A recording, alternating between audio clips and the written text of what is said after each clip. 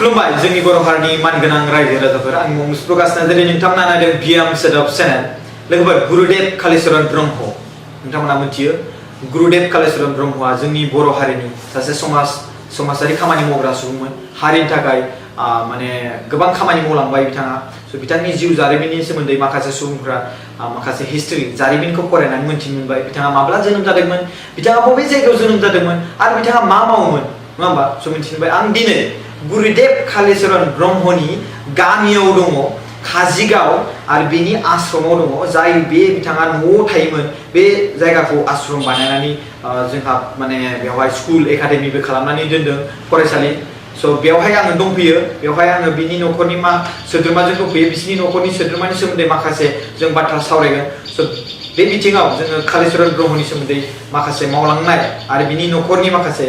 बाथ्रा जों मिथिनो मोनगोन बाट आं बुंनो सानदों कि बेवहाय जोङो मोनसे गोसोखांनाय मोनसे भिडिअ बानायनोसो फैदों बेवहाय जों हिस्ट्रिखौ जों मिथिखायो जुदि हिस्ट्रि फुललै मिथिनो लुबैदोंबा नोंथांमोना बिजाब फरायनांगोन कालिचरण ब्रह्मनि जों बेवहाय माखासे बबे जायगायाव दं बेखौ जों मिथिहोगोन आरो आश्रमनि नुथाया माबायदि आश्रमनि नुथाया माबायदि जों बेखौ मिथिहोगोन माबोरै जाना दं हालोदा बेखौ एसे जों माबोरै नायनांगोन माबोरै फोसाबनांगोन जों बिनि बिथिङाव आं बेखौ माने पाब्लिश खालामनो बेखौ फोसावनो आं बेवहाय फैदों आं खुलुमनाय जासिबाय जोंहा निरन्जन ब्रह्म बाबाखौ जे बिथाङा गुरुदेव कालिचरणनिनो सोमोन्दो जायो बिथाङा एसे इन्ट्रडिउसन माने गावनि सोमोन्दै एसे माने कालिचरण ब्रह्मजों बोरै जायो बेखौ एसे होनानै होदो सुंद'यै खुलुमबाय आंनि मुङाथ' मुस्लिम निरन्जन ब्रह्म गुरुदेव कालिचरण ब्रह्मनि फिसाज्ला दंमोन देरसिननि मुङानो जाहैबाय देवेन्द्रनाथ ब्रह्म देवेन्द्रनाथ ब्रह्मआ गुरुदेवनि फिसाज्ला देरसिनमोन बे देवेन्द्रनाथ ब्रह्मनिनो फिसाजोमोन आंनि आइया माधुरि ब्रह्म माधुरि ब्रह्मआ देवेन्द्रनाथ ब्रह्मनि फिसाजो माने गुरुदेवनि फिसौजो आरो माधुरि ब्रह्मनिनो आं फिसाज्ला श्री निरन्जन ब्रह्म औ निरन्जन ब्रह्म ओमफ्राय आथिखालाव बाबाया मा खामानि मावगासिनो दायो नोंथांखौ सोंदां आं ओरैनो सार्भिस मावा गड सार्भिस मावा आं ओरैनो न'आव थायो ओरैनो ससियेल सार्भिस खालामो आरो बे फसंथानखौ बे गुरुदेव कालिचरण ब्रह्म एकाडेमिखौ माने रायजो राजाफोरखौ लानानै फसंनाय जादों 2007 मायथाइयाव 2007आव 2007 मायथाइयाव आरो बे आश्रमखौ फाथिनाय जादों आश्रमखौ फाथिनायाबो बेयो गोबावसै 2000आव जोङो माने ओरैनोथ' रायजो राजाफ्रा मिथिखायो कि गुरुदेव कालिचरण ब्रह्मआ मा खामानि मावो आरो बिथाङा माब्ला माने जुंसार जालांदोंमोन आरो बिनि हिन्जाव साबेसेमोन बा बै मा खामानि मावोमोन नङा होमबा बिनि बिथिङाव एसे साबेसे फिसालाबो दंमोन साबेसे फिसाजो दंमोन बिनि सोमोन्दै एसे सुंद'यै माने सर्ट डाइरेक्ट एक्सप्लेनेसन डाइरेक्टलि फिसाला साबेसे दंमोन बेहा गुरुदेव कालिचरण ब्रह्मआथ' फिसाला साथाममोन गुरुदेव कालिचरण ब्रह्मनि फिसाला साथामनि मुङानो जाहैबाय देवेन्द्रनाथ ब्रह्म बेनि देरसिन फिसाजोनिनो फिसाला जाहैबाय फिसाला आङो ओमफ्राय उन्दैसिना बेनिफ्राय सेकेन्डआ जाहैबाय कनकलाल ब्रह्म गुरुदेवनि फिसाला आरो थार्ड फिसालानि नामानो जाहैबाय चन्द्रकान्त ब्रह्म आচ্ছা बिथाङा सानै हिन्जाव लादों होनना बुंदोंमोन बिनि खेत्र'आव एसे सोमोन्दै सानै हिन्जाव माने गुरुदेवा बे नंगौ सैथो बाथ्राया बियो ओरैबायदि जादों जे आइमोनहा गुरुदेवनि फिसाला आरो फिसाजोमोनहा जेखौ खोन्थालांदों जिहेतु गुरुदेवखौ आं नुवाखै जोंनि आइया नुदों बा जोंनि आमाइमोनहा नुदों फिसाला बिथांमोनहा खोन्थालांखादों जे गुरुदेवनि हिन्जाव सानै बाथ्राया ओरैबायदि जादों गुरुदेवनि जे गिबि हिन्जावमोन बेहा फिसाजो दङमोन फिसाजोफोर दङमोन सानै दा बिनि उनाव गुरुदेवनि बे गिबि हिन्जावा माने फिसा मोनला फिसा हौवा गैयामोन आरो फिसाखौ मोननाय नंला होननानै गुरुदेवा मिथिनो मोननाय जादों कनफार्म जादों कनफार्म जादों गतिके फिसा हौवा मोनबावनायनि आसा खुब दंमोन न'खरनि मानसिया बेहाय गुरुदेवा मिथिनाय बायदिब्ला जोंनि आइमोनहा जोंनि आबौमोनहा खोन्थालांनाय बायदिबा माने न'नि मानसिफ्रा गुरुदेवनि बिफा खौलाराम मेस आरो बिमा रंदिनी मेस बिथांमोनहा गुरुदेव कालिचरण ब्रह्मनि बिफानि मुङा खौला मेस ओमफ्राय बिमानि मुङा रंदिनी मेस दा गुरुदेवहा फिसाला नांथारगौ होनना मोनसे न'खरनि मानसिफ्रा मोनसे सानदोंमोन फिसाला मोनबा मोजां जागौमोन दा गुरुदेवनि जे गिबि बिसि बिनिफ्राय जे फिसा मोनला बियो रोखा जानायाव गुरुदेवा फिसाला मोन्थों होननानै बे साननायजों माने गुबुन सासे हिनजावखौ न'नि मानसिफ्रा बोसोन गुरुदेबखौ हिसाबै बुजायनानै बोसोन होनानै गुरुदेबा गोसो गैयाब्लाबो गुरुदेबखौ बुजायाजाय माखासे बोसोन होनानै नैथि हाबा खालामना होनाय जादोंमोन। आच्छा बेयावनो मोनबाय देबन्द्रनाथ आरो बे नैथि हाबा खालामनानै नैथि हिनजावनिफ्रायनो गुरुदेबनि जेनाखि फिसाला देबेन्द्रनाथ ब्रह्मआ जोनोम जायो। इसोरनि अननायाव देबेन्द्रनाथ ब्रह्मआ जोनोम जायो। बे इसोरनि माया आरो लिरनानै होखानायमोन नङा होमबा? बिदिनो साननांसिगोन। स' बेवहाय दायो बेहा होमबा गुरुदेव कालिचरण ब्रह्मआ अब्लाबो जों बुंनानै होनोसै जों भिडिअनि दारै बेहा सानै फिसाजो दंमोन गुरुदेबआ ओमफ्राय साथाम फिसाला दंमोन आरो नङा होमबा? आरो बेहा सानै हिनजावमोन आरो बिथाङा दंफांनि मोनसे बेफार खालामोमोन बे सैथो? दंफांनि बेफार खालामोमोन। मानो होननानै बुङोब्ला गुरुदेबनि सिगांनो गुरुदेबनि बिफा खौला बेसानो मोनसे दंफांनि कारबार दंखायोमोन, फालांगि दंखायोमोन। बे बिफानि फालांगियावनो गुरुदेबा सेंग्रा समनिफ्रायनो स्कुल नागारनायनिफ्रायनो बिफानि फालांगियाव बेयो हेफाजाब होबोनाय उन्दैनिफ्रायनो मिथिखामोन आरो बे मिथियोमोन। बे दंफांनि फालांगियाव बेहा नलेज दंखायोमोन, गियान दंमोन आरो गियान दंमोन बिफानिफ्रायनो। बे सैथो। बे सैथो ना? स' ओमफ्राय बिनि गेजेरावहाय गुरुदेव कालिचरण ब्रह्मआ दंफांनि बेफार मावोमोन। बेहा साबेसे हिनजावमोन आरो साबेसे गथ'मोन बिनि सोमोन्दै मिथिबाय। अब्ला ओमफ्राय दा निरन्जन बाबाया बिनि सोमोन्दोआव बुंनो थाङोबा माबाया आयं जायो, सेयं जायो, बिबौ माने सेयंसो आयंसो जाहैबाय। आयं जाबाय। ओमफ्राय जेनेरेसन मोनबेसेनि जाहैगोन नोङो दायो? जों माने 4th जेनेरेसन होननांसिगोन। 4th जेनेरेसननि ना? गुरुदेबनि फिसाला 2nd जेनेरेसन, गुरुदेबनि फिसालानि फिसा माने आंनि आइ जोनोमगिरि आइ, 3rd जेनेरेसन, बिनि फिसा आं, जों 4th जेनेरेसन जाबाय। 4th जेनेरेसन जाहैबाय। स' दायो जोङो काजिगावआव दङ। जोङो गुरुदेव कालिचरणनि बिमायं माने ओरै बिमायं फिसा जायसै। बियायं फिसानि न' माने आश्रम माने बेयाव दायो बेखौ एसे गुरुदेबनि आश्रम जा कालिचरण गुरुदेब माने बाबानि जों बेयाव आश्रम बेवहाय जों दंफैयो। बेयाव डिसकास खालामदों विथ मिस्टार निरन्जन ब्रह्म जाय बिथाङा अल आसाम स्टुडेन्ट इउनियननि मामोनलाय? दुलाराय ब्रह्म धोरोमनि आं लोगो आफादगिरि। दुलाराय ब्रह्म धोरोमनि लोगो आफादगिरि आरोना। स' बे आश्रमानो सेन्ट्रेलाव गोग्लैयो नामा जोंनि गोग्लैयो। सेन्ट्रेलाव गोग्लैयो। आरो दुलाराय ब्रह्म धोरोम आफादनि हेड अफिस हिसाबै बेखौ गुरुदेबनि बे जोनोम गावनि बे गोथार गुरुधामखौ बेखौ आजावनानै लानाय जादों। आच्छा बेखौ गुरुधामबो होनना बुङो नामा? गुरुधामबो होननानै। आच्छा होनबा बेखौ माने गिबियाव मा बुङो नामखौ फार्स्टआव? गुरुधाम होनबानो मिथियो। आच्छा गुरुधाम होनबानो आरोना? गुरुधाम। ओमफ्राय बेयाव साइनबर्डआव लिरनाय मथे श्री माने बेहाय साइनबर्डआव लिरदों गुरुदेव कालिचरण ब्रह्म सेवाश्रम। गुरुदेव कालिचरण ब्रह्म सेवाश्रम। ओमफ्राय बेखौ गुरुधाम होननानै बुङो। गुरुधाम होनबानो बेखौ मिथियो। आच्छा मिथियो आरोना। स' ओमफ्राय बेवहाय एसे एनै सरकारनिफ्राय जे अनसुंथाइफोर मोननाय बेफोरो माने दाथ' सिगाङाव लुनायावथ' होदोंमोन किजान ना? ओमफ्राय बिनि उनाव बेखौ दैदेननो थाखाय मेनेज खालामनो थाखाय माने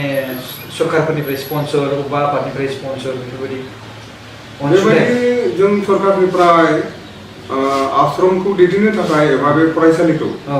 एकाडेमिखौ दैदेननो थाखाय जों सरकारनिफ्राय जेबो अनसुंथाइ मोननाय जाया। दायो मोननाय जायाखै ना? मोननाय जाया। सरकारा खोथा होयो, बिदिनो प्रतिश्रुति होयो, खिन्थु सरकारा होनाय बेलायाव होआ, जों होनाय मोनफेराखै। आच्छा। आरो बे बेलायाव सोंदोंब्ला थांनाय 2017 मायथाइयाव बेहायनो काजिगावनो दुलाराय ब्रह्म धोरोम आफादनि कनफारेन्स जादोंमोन। बेवहाय गेवलां मेलाव फैनानै बिटिसिनि चिफ हाग्रामा महिलारि बिथाङा 5 crore 5 कोटि रां अनसुंथाइ होनाय जागोन होननानै बिथाङा डिक्लेयार खालामलांदोंमोन। बेयाव गुरुदेबनि बे आश्रमाव बा बे एकाडेमियाव। खिन्थु बिनि थाखाय जों बिथांनाव थांनानै प्लेन एस्टिमेट जों गथायहैबायबो। बिनि थाखाय जों बिथांनाव आर'ज गाबैबाय, गावनो खोथा होखादों हिसाबै रायजोनि गेजेराव मोनसे गेवलां मेलाव। खिन्थु बे 5 कोटि थाखाखौ बिथाङा बे खुगाजों बुंबाय, बेयावनो जोब्बाय। दिनैसिम बिनि जेबो बेबस्था गैया। स' बेवहाय जोङो माखासे पिक्चार बा भिडिअखौ देखायनो नागिरदों, नोंथांमोना नायबानो जाबाय। स' गुरुदेव कालिचरण ब्रह्मनि जोनोम न' बा बेखौ आश्रम बानायनानै माखासे गथ'फोरखौ फोरोंगासिनो दङ। बेवहाय ओंखाम संनायनि स्टान नायबानो जाबाय नोंथांमोनहा थानायनि। स' जों दा देखायगासिनो, नोंथांमोना बेखौ नायबानो जाबाय। स' बेफोरखौ सोलायनो गोबां गोनांथि नङा होमबा? गोनांथि दं। बेवहाय गासै दासिम स्टुडेन्टआ बेसेबांसो दं?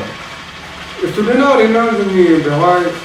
बर्थमान बारा बुरजाबो नङा माने एसेबो सारबो नङा माने माबा दङ 150 जन दङ 150 जन दं ओमफ्राय बेयावनो ओमफ्राय बे 150 जननि गेजेरावबो माखासे सोरबा हान्थिफैयो खोमा 150 जननि बिथोराव माखासेया बांसिनानो बे हस्टेलाव थायो बर्डिंआव थायो आरो माखासेया न'निफ्राय हान्थिनानै फैयो ओमफ्राय फोरोंगिरिया बेयाव साबेसे फोरोंगिरिया बाहाय दा बिदिनो 16 जन दं 16 जन ओमफ्राय मेडामफ्रा बिदिनो 7 जनसो दं माखासेया जोंनि जेन्टस ओमफ्राय ओंखाम संग्रा बिदिनो 6-7 जन दं हौवाफोर सासे दं बाखि हिनजावसाफोर दङ बेनिफ्राय जोंहा बिदिनो पर्ट्रेट सानैसो दं स' गाइस लोगोफोर आं नोंथांनिसिम मोनसे बार बेखौनो बुंनो सानो कि गुरुदेव कालिचरण ब्रह्मआ 1860 मायथाइयाव जोनोम जादोंमोन आरो बिनि गेजेरावहाय 1938 मायथाइयाव बिथाङा रुंसारदोंमोन बाट 1860 नि बैसाग दाननि बा बैसागाव आरोना बे गोदान बोसोर जोंनि बर'नि बुंबा नङा होमबा माने बांलायाव बुंबा नङा होमबा गोदान बोसोर जायो बैसागो बर'निबाथ' जोंनि बैसागो गोदान जाहैबाय 5 अक्ट'आव बैसागनि 1860 माने 1860 मायथाइनि बैसाग दाननि 5 अक्ट'आव बिथाङा जोनोम जादोंमोन आरो लोगोसे बिथाङा थैदोंमोन 1938 मायथाइ बैसाग दानावनो बिथाङा थैदोंमोन बै समाव 25 अक्ट'मोन 25 अक्ट'आव थैदोंमन क'क्राझाराव बैसागाव आरोना क'क्राझारावबो मोनसे बिनि मुसुखा बानायनानै दोनदों बे माबायाव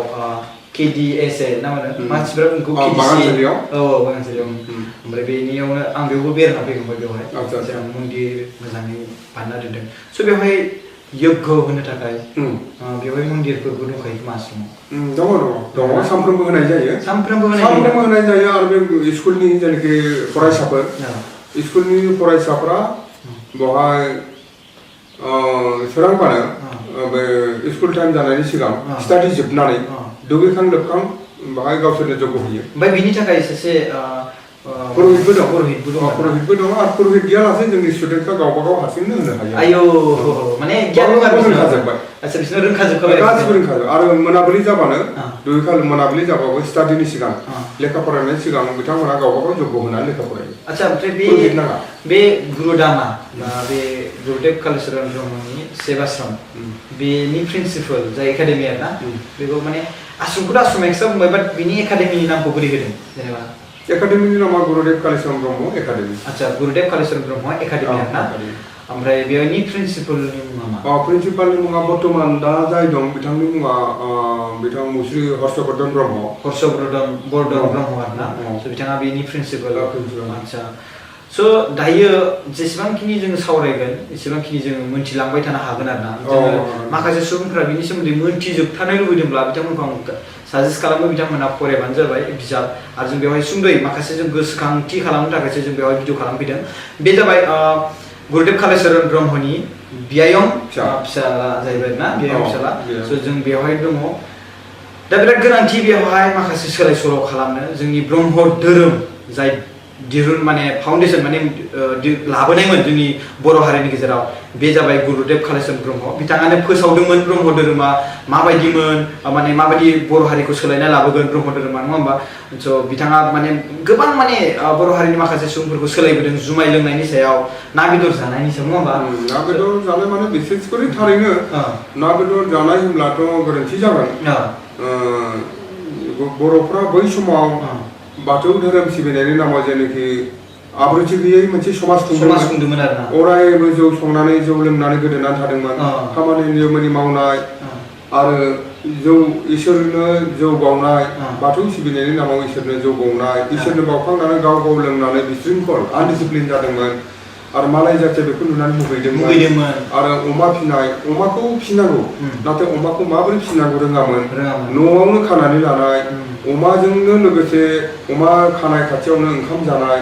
अमाया जे मोनसे अमा खानायनिफ्राय जे मोनसे पयजन सृष्टि जायो गतिके बेनिफ्राय जोंनि हारिया जातिया समाजा जोबोद खहा जादोंमोन गुरुदेबा बेफोर बाथ्राखौनो बर' समाजाव बुजायदोंमोन आरो खोन्थादोंमोन बेनिफ्राय गोजानाव थानांगौ होननानै बर'फोरखौ बिथाङा खावलायदोंमोन बोसोन होदोंमोन आरो गोबांखिनि बाहाय जाफुंदोंमोन गुरुदेबा साक्सेस जादों आच्छा स' बिथांनि थैनायनि एसे सुंद'यै माखासे माबोरै थैनायमोन बोरै आसल गुरुदेबा थैनायनि सोमोन्दैबा गुरुदेबखौथ' आं नुवाखै गुरुदेबनि फिसालाफोर आरो गुरुदेबनि फिसाला आबौ खोन्थालांनाय मथेब्ला गुरुदेबा जेनाखि समाज फोसाबहैबाय थादोंमोन सानजा रायजोजों ओरै अदालगुरि सनितपुरजों सानजा रायजोआव समाज फोसाबनाय एबा ब्रह्म धोरोम फोसावबाय थानाय समावनो बिथाङा बोराय बैसो जाखाबायमोन बे समावनो बिथाङा असुस्थ' जायो देहा गाज्रि जायो अब्ला सानजा रायजोनि मानसिफ्रा रेलगारिजों बिथांखौ क'क्राझाराव दोनफैयो शिष्यफ्रा क'क्राझाराव चक्रमणि होननाय बिथाङा शिष्य दंमोन क'क्राझार भातारमारियाव बेवहाय गुरुदेबखौ दोनफैयो आरो चक्रमणिया उनाव न'आव टिपकायाव खबर हरासै जे गुरुदेबा देहा मोजां नङा धुबुरी ट्रेनजों लांगासिनो दङ गतिके काजिगाव गामिनिफ्राय गुरुदेबखौ लायनो थाखाय माने खोन्थाहरासै खबर हरासै बेनिफ्राय क'क्राझारनिफ्राय धुबुरी ट्रेनजों टिपका रेल स्टेशनाव गुरुदेबखौ लानानै फैयो शिष्यफ्रा अब्ला गुरुदेबनि न'खरनिफ्राय टिपकायाव थांनानै गुरुदेबखौ लायासै बे जयचबि खामफ्लायजों बाननानै बे समावथ' मटर गारि गैया काजिगावनिफ्राय टिपकासिम मटर गारि गैया हाग्रा थाबायलांनांगौ बेबायदिनो गुरुदेबनि बे लोमजानाय देहाखौ न'नि मानसिफ्रा काजिगावनिफ्राय टिपकानिफ्राय काजिगाव लाबोआसै लाबोनानै गुरुदेबा लोमजानाय देहाजों टिपकानिफ्राय बाननानै लाबोदों गुरुदेबखौ आच्छा बे खामफ्लाय बायदि जों बे खामफ्लाय गोदो बे खामफ्लायानो गोलाव दंमोन बे खामफ्लायखौ गंनै जाबनानै बाननानै लाबोदों होननानै बुंदों ओमफ्राय दा होमबा बे जाय जायगायाव जोनोम जादोंमोन बे जायगायावनो बिथाङा रुंसारि जादों बे लाबोबाय गावनि न'आवनो दोनफैबाय बिथाङा लोमजानाय देहाजों 7 दिन थाबावदों 7 दिननि उनाव बिथाङा बे संसारखौ एबा रायजो राजाखौ नागारनानै बिथाङा रुंसारि जाबाय आच्छा गुरुदेव कालिचरण ब्रह्मनि माखासे सोमोन्दै जों बेखौबो सोंबावनो सानदों कि बिहा माखासे फिसाजो दं आरो फिसाला दं दा नोंनो हारसिङै दङ होननानै नोंथाङा बुंदों दायो ओमफ्राय बिनि गेजेराव माखासे आरो सोरबाफोर दंबावो नामा आं हारसिङै नङा जे बिथांनि फिसालाफ्रा बिथांनि फिसौफ्रा रुंसारि जाजोब्बाय आच्छा ओमफ्राय दा नों हारसिं रुंसारि जाजोब्बाय दा बियायं फिसाफ्रा दङ बे बियायं फिसाफोरनि मादाव आं सासे आरो बिथांनि बियायं फिसाफ्रा बर्तमान नैबे बाक्सा डिस्ट्रिक्टआव दङ बाक्सा डिस्ट्रिक्टआवबो दङ होमबा दा बे आश्रमाव माने गाहाय थानाया नोंनि जाहैबाय बेहाय आङो माबायो सामलायो आरोना गुरुदेव कालिचरण ब्रह्म बे सेवाश्रम बे रायजोफोरा आंखौ आफादगिरि दोनदों बिनि आरोना बिनि आफादगिरि दोनदों स' माने होमबा बेवहाय गासै माने बुंनो थाङोबा गुरुदेबनि फिसाजो आरो फिसाला बिसोर माखासे जे गोजौआव दङ बिसोर गासिबो रुंसारि जाजोब्बाय दा बियायंफोर दंसै आरोना बियायंफोरनि गेजेराव दंसै आरो बियायंफोरनि मादाव नोंथाङा सासे जायो आं सासे ओमफ्राय बे गुरुदेव कालिचरण ब्रह्मनि सेवाश्रमखौ नोंथाङा आफादगिरि महरै सामलायगासिनो दङ जों मोनथिनो गोबां बाथ्रा दंबावो बे आश्रमनि सोमोन्दै ओमफ्राय जों भिडिअ माखासे क्लिप नोंथांमोननि सिगाङाव देखायखाबायानो अलरेडि स' जोंनि बे गुरुदेव कालिचरण ब्रह्मनि माखासे गोबां समाजारि खामानि मावलांनाय माखासे माने जायगा आरो स्थान दङ आरो बेनि गेजेराव बिथाङा गोबां समाजनि बर' हारिनि थाखाय माने बोरै थांनांगौ आरो बोरै थानांगौ बोरै मावनांगौ बोरै दांनांगौ बे माखासे बोसोन होलांबाय बेबायदि बोसोन होनायजों लोगोसे खामानि मावनाय माने स्टेशन जायगा बे दङ बेफोरनि सायावहाय जोंनि बिटिसि सरकारानो जा आसाम सरकारानो जा बैबे मावख'खुलिफोरखौ बा बैफोर जायगाफोरखौ बा मन्दिरनि सायावनो जा बा धोरोम फरायसालिनि सायावनो जा बेयाव माबा मोनसेफोर हेफाजाब मोनाखै नामा बेनि सायाव अनसुंथाइफोर मोनाखै नामा बेनि सायावहाय बेयाव मोनाखै होननायानो साबसिन जागोन जिहेतु जों गुरुदेव कालिचरण ब्रह्म बे एकाडेमिखौ गायसनदों आरो बे सेवाश्रम दं बे फसंथानखौ सामलायनायाव सरकारनिफ्राय मोनाखै जेरै हमना ला शंकरदेव गुबुन जाथिफोरनियाव दं जेरै शंकरदेवफोर दङ आरो बिसोरनि गेजेरावहाय कृष्णआनो जा शंकरदेव बाबायानो जा बिसोरनाबो दं नङा होमबा गुरुदेव शंकरदेव नङा होमबा स' बिसोरनि बेलायावबोथ' माने गावसिनि धोरोमखौ गोबां गोजौसिम लांनो थाखाय बेसेबां खामानि मावो बिसोरनि सरकारफ्रा बेसेबां मोजाङै नायो बिसोरनि जोथोन होनानै रां रुफानि सायावबो मानो होनबा गासिबो खामानियाथ' दानि जुगाव रां रुफानि सायावसो सोनारो नङा होमबा स' रां रुफायासो मेन मानो होनबा जोथोन लानाय साफा खालामनाय स' बिनि बिथिङाव जोङो सरकारखौ मदद बानायजानो लुबैयो मानो होनोब्ला गासिबो बेफोरखौ खामानि पार्सनेलि मावनो हाया सरकारासो मावनो हायो स' बिनि गेजेराव माने होमबा बेबायदि हिसाबै जों रायलायनाय हिसाबै माने दाबायदि होमबा सरकारा दासिबां इसेबां माने गोबां जायगायाव हमना ला गुवाहाटियावबो दङ जोंनि आश्रमानो जा ओमफ्राय आरो गहपुरावबो दं दैमालुआवबो आश्रमानो जा होमबा बेनि गेजेरावहाय दिनैसिम सरकारा माने बिनि सायाव नोजोर अबजारभेसन खालामथ'वाखै आरोना बिदिब्ला मोजाङै माने बे न' लुनायनि उनावहाय माने नायफिननाय जायासै होनोखा होमबा बिदिब्ला खालायनाखैखौनो होननांगोन मानोना बे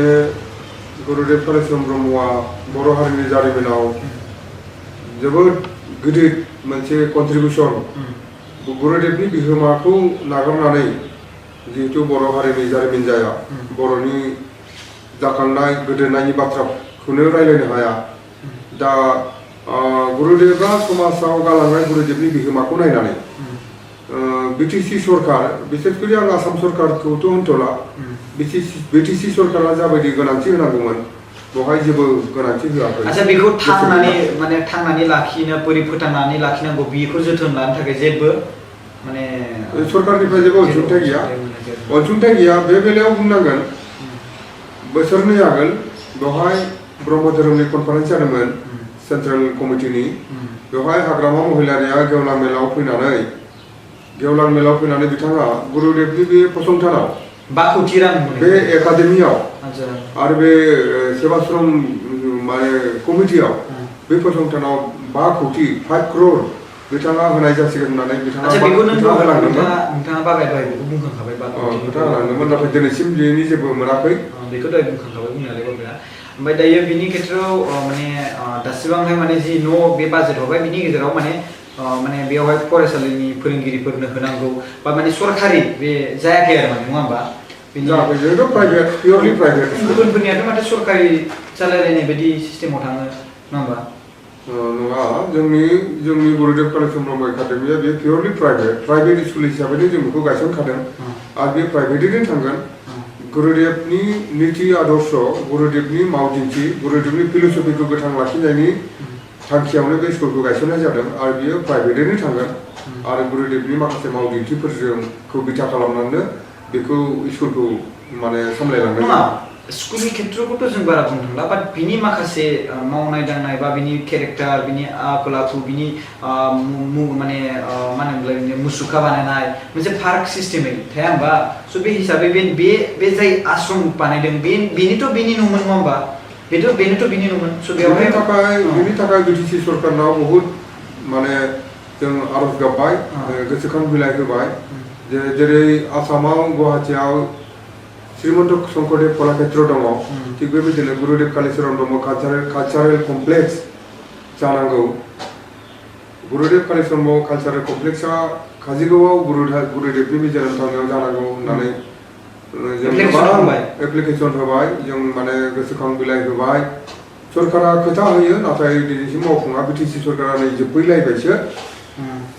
हाग्रामा महिलारि बिथाङा 5 कोटि थाखा जेरैखि डिक्लेयार होदोंमोन रायजोनि गेजेराव बेखौबो होआखिसै आरो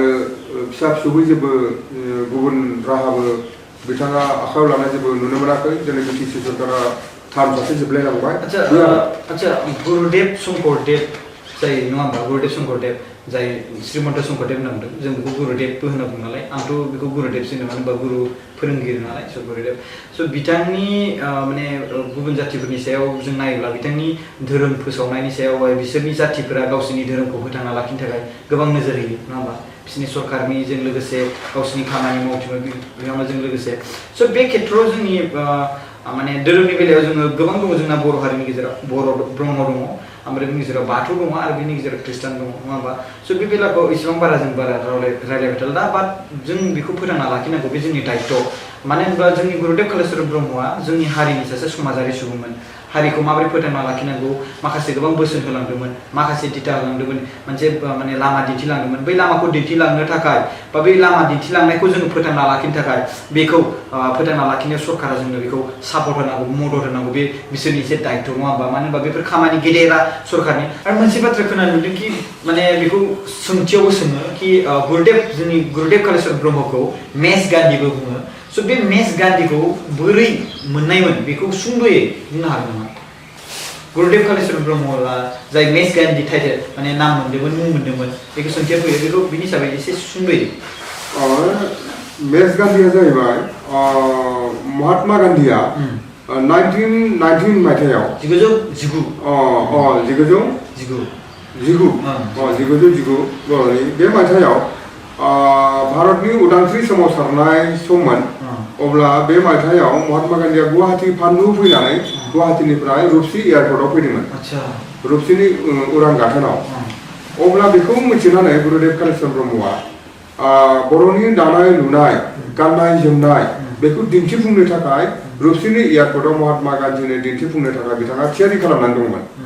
आरो महात्मा गान्धीखौ नायनो थाखाय रोजा रोजा सुबुंफोरा बे एयारपर्टआव थुबुर जानानै दंमोन महात्मा गान्धीया सफैयाखै नाथाय गुरुदेव कालिचरण ब्रह्मआ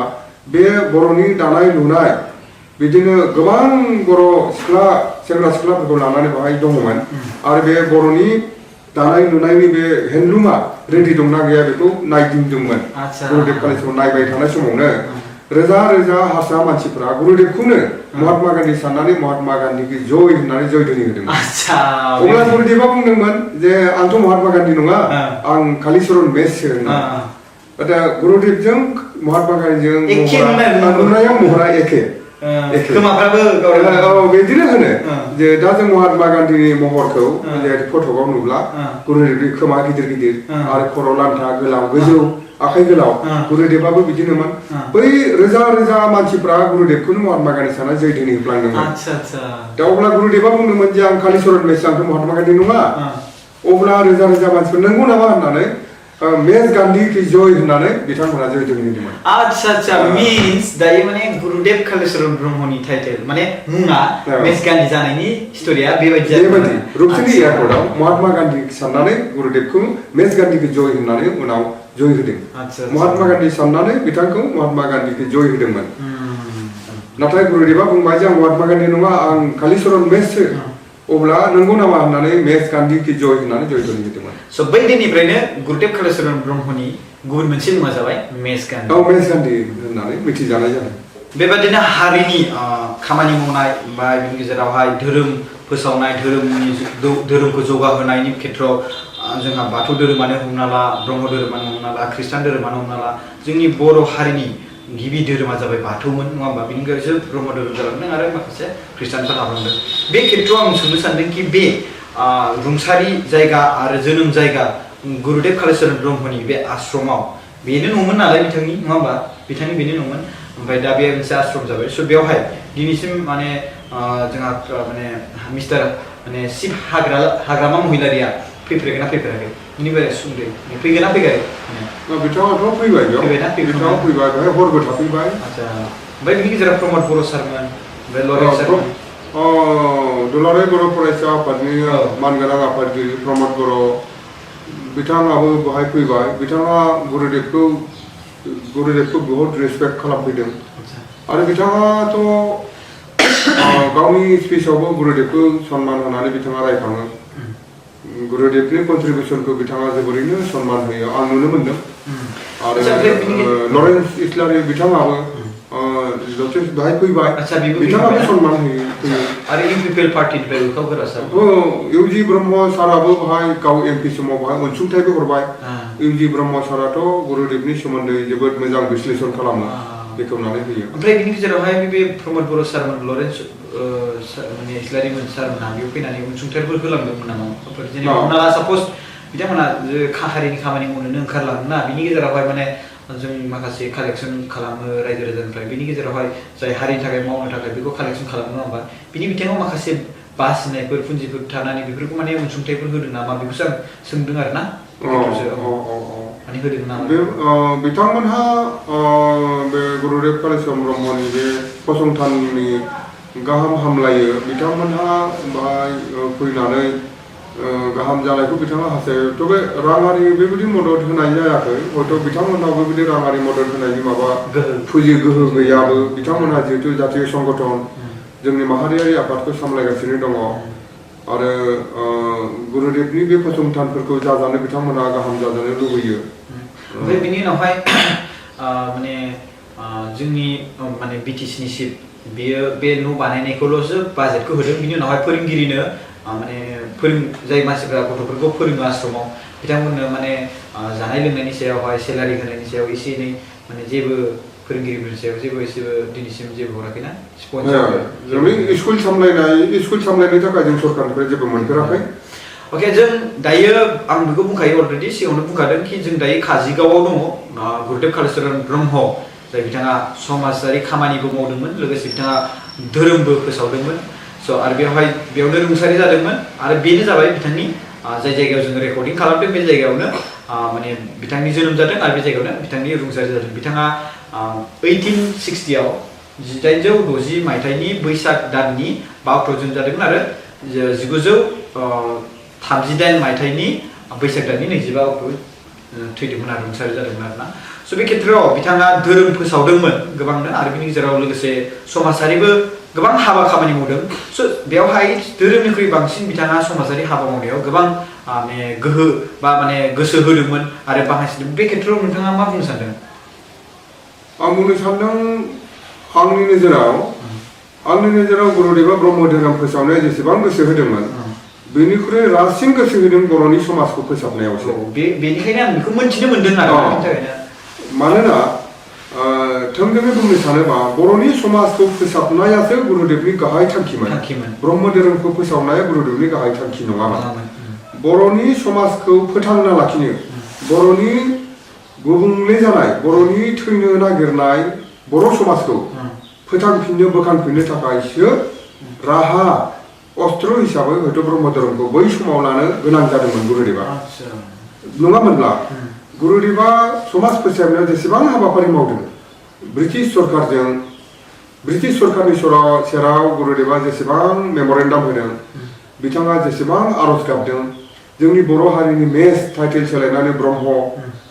टाइटेल लिरहोनाय बा जोंनि हारिनि जेनाखि टाइटेलफोर बसुमतारी नार्जारी इस्लारि बेफोरखौ लिरहोनाय बेफोरखौ हाबाखौसो गुरुदेबा सरकारनि सेराव ब्रिटिश सरकारनि सेराव मावदों बेफोरनि थाखायसो गुरुदेबा गोसोखां बिलाइ होदों नाथाय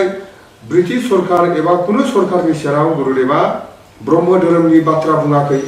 ब्रह्म धर्मनि उन्नतिनि थाखाय कुनु सरकारनाव गुरुदेबा आर'ज गाबाखै बर' समाज फोसाबनायनि थाखायसो आर'ज गाबदों 1919 मायथाइयाव बर'नि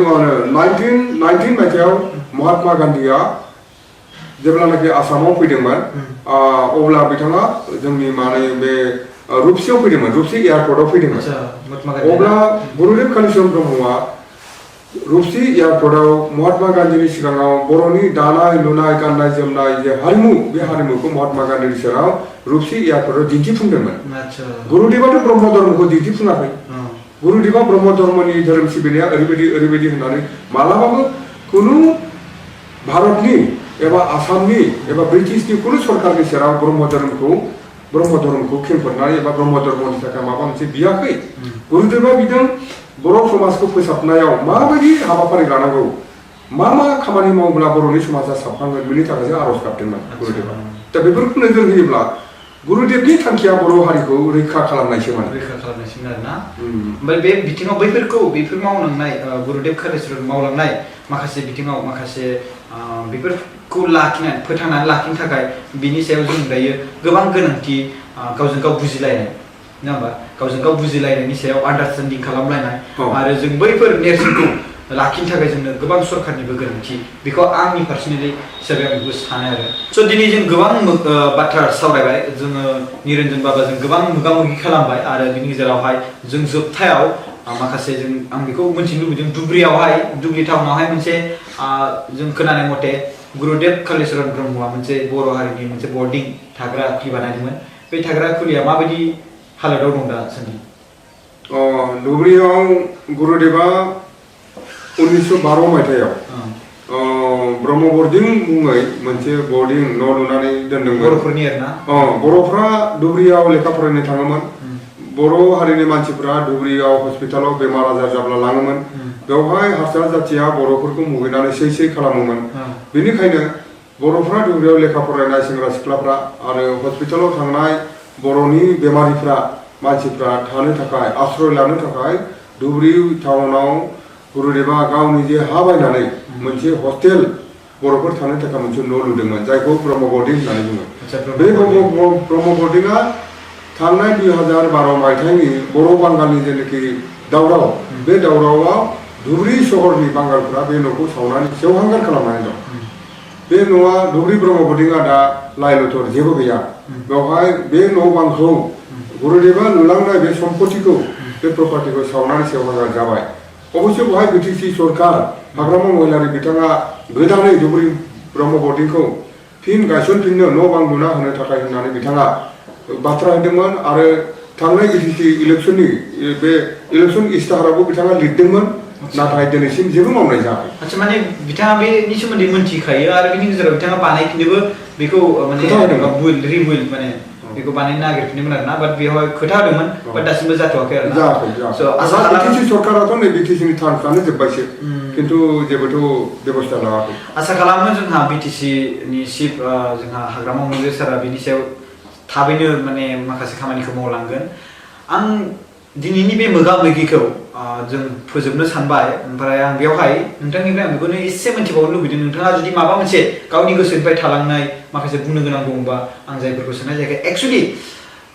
माखासे हिस्टोरि रिसार्च खालामनाय आंनि थांखि नङा आं बेखौ अलरेडि बुंखादों आं थांनायावबो सुजित नार्जारिनो बुंदों आं जास्ट बिसोरनि न'खरनि गुरुदेव कालिचरण ब्रह्मनि माखासे फेमिलि रिलेटिभ्सफोर दं नामा बैसोरजों लानानै जों माखासे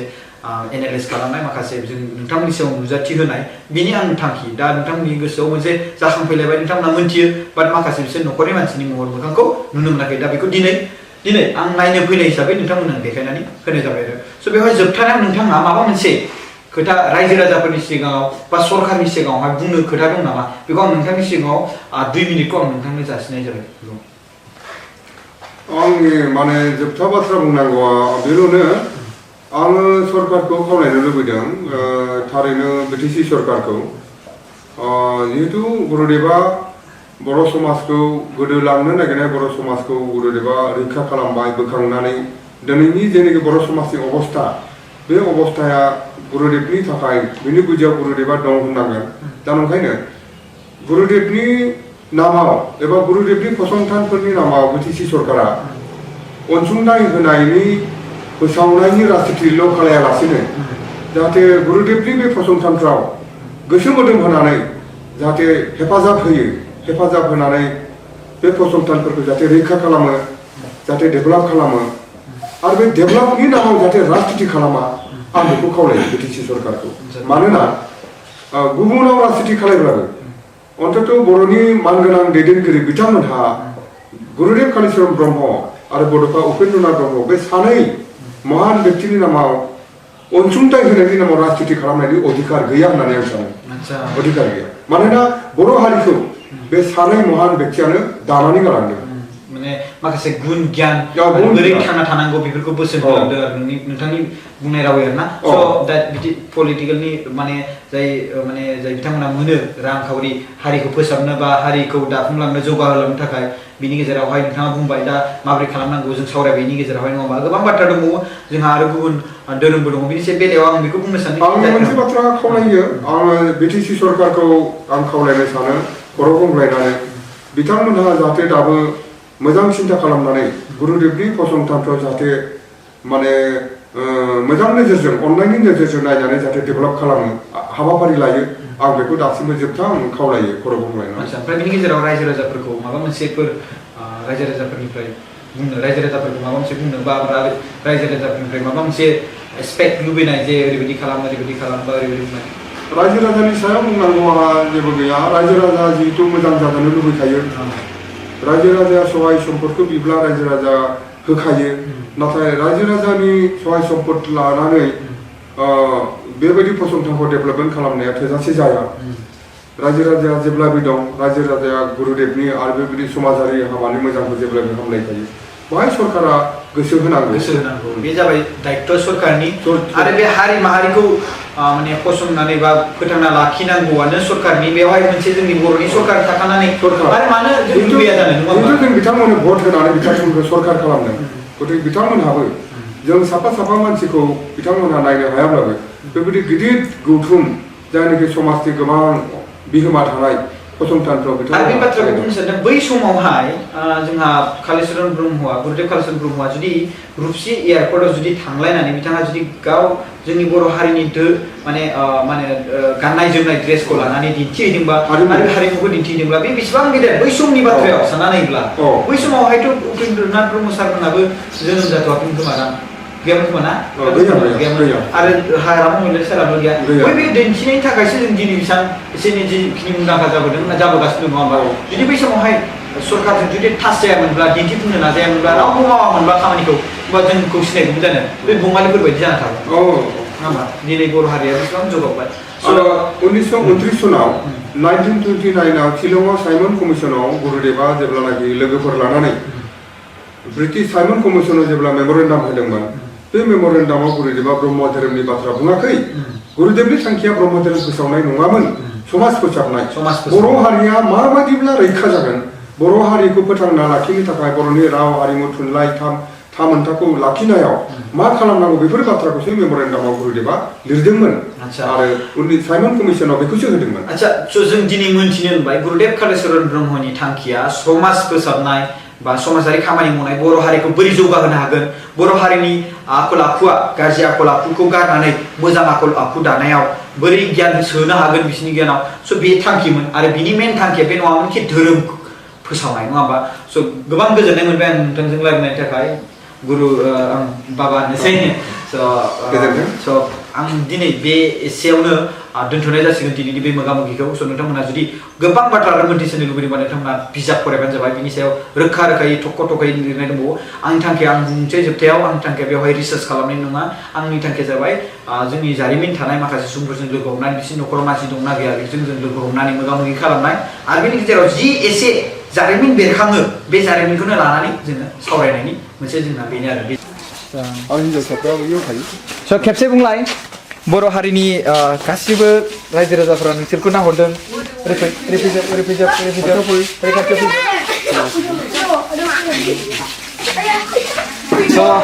नोंसोरखौ गासिबो रायजो राजाफोरा नायदों दे ओमफ्राय बेवहाय माखासे जौगानाय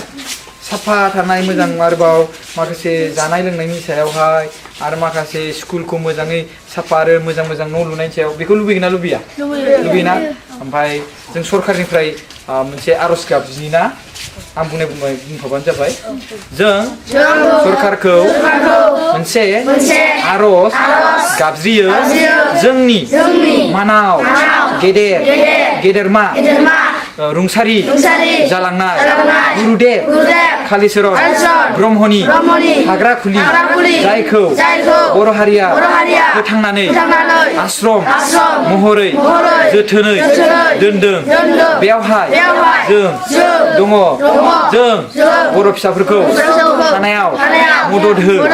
बे थाग्रा खुलिखौ आरो मोजां साफा आरो न'फोरखौ मोजां लुनानै थानाय जानाय गासिखौबो जोथोन खालामनानै हरथों जों बर' सरकारनिफ्राय आर'ज गाबज्रियो जय बर' हारिनि